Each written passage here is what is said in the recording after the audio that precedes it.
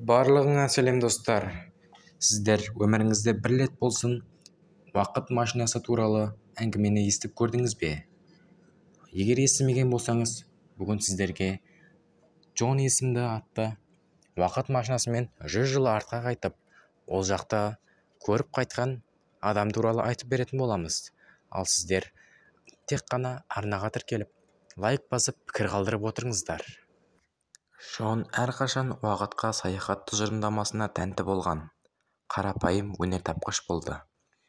Түннің бір уағында жертөледегі шеберханада жылдар бойы жұмыс істегеннен кейін ол уақыт машинасын аяқтады.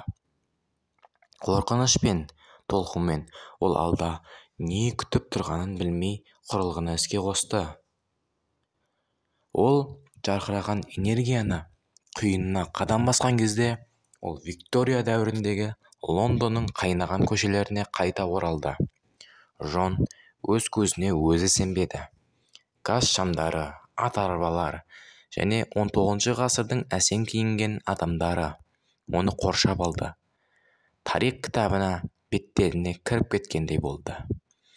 Таң қалып, бағдары өзгерген Джон адамдардың күнделікті тірліктерін бақылап отырды.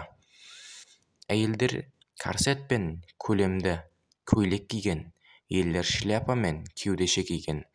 Көмір түтінінің хош иісі мен тас көшелердегі тұяқтардың алыстан дүбірі естілді. Оның қатысуы назардан тыс қалмады. 7 жасқан асқан жас қыз анасының етегінен сүйреп, Джонды нұсқап, «Мама, ол бұл жерден емес» деп айқайлады. Анасы да таңырқап Джонға қарады. «Сіз кімсіз, сэр? Сіз біздің заманға өте ерекше киінгенсіз». Джон түсініктеме беруге тырысып кекірді.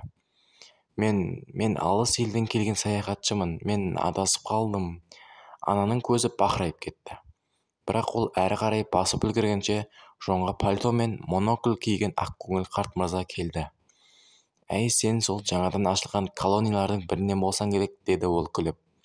«Қорықпа, балам. Лондон барлық түрді қарсы алады. Біз жақсы ертегіні алыстан жақсы көреміз».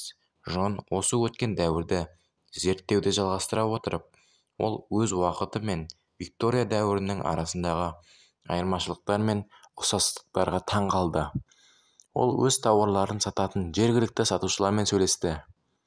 Әдемі шайханаларда тамақтанды. Тіпті таң қалдыратын сиқырлы шоуға қатысты.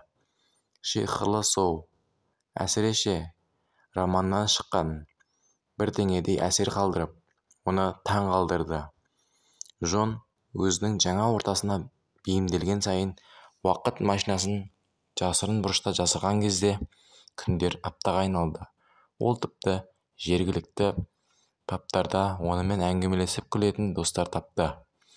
Бірақ күндер өте келе Джон өз уақытына, отбасына және артта қалдырған өміріне қайта оралуды аңсады. Жүрегі ауырып, қоштасатын кез келді деп шешті. Өткенде алғаш келгенде көмекке келген қарт шын жүректен қоштасты. «Есіңде болсын, балам. Сен аз ғана мақтана алатын ерекше шытырман оқиғаны бастан өткердің. Мұндағы уақытыңды бағала, бірақ болашаққа оралудан қорықпа. Сенің тағдырың сонда». Джон уақыт машинасының жарқыраған құйынына қайта оралды және күтпеген екінші үйге айналған Виктория, Лондонның артта қалдырып, өз уақытына қайта оралды.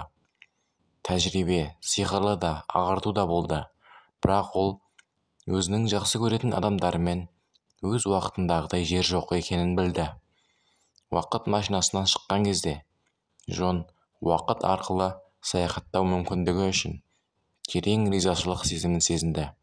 Бірақ ол сонымен бірге сайып келгенде өз уақытындағы адамдар мен сәттердің шынымен маңызды екенін түсінді. Қазіргі уақытты жаңадан бағалай отырып, ол өмірінің құнды сәттерімен енді ешқашан елеусіз қалдырмауға ант етті. Құрметті достар, осымен әңгімеміздің соңына да келіп жеттік.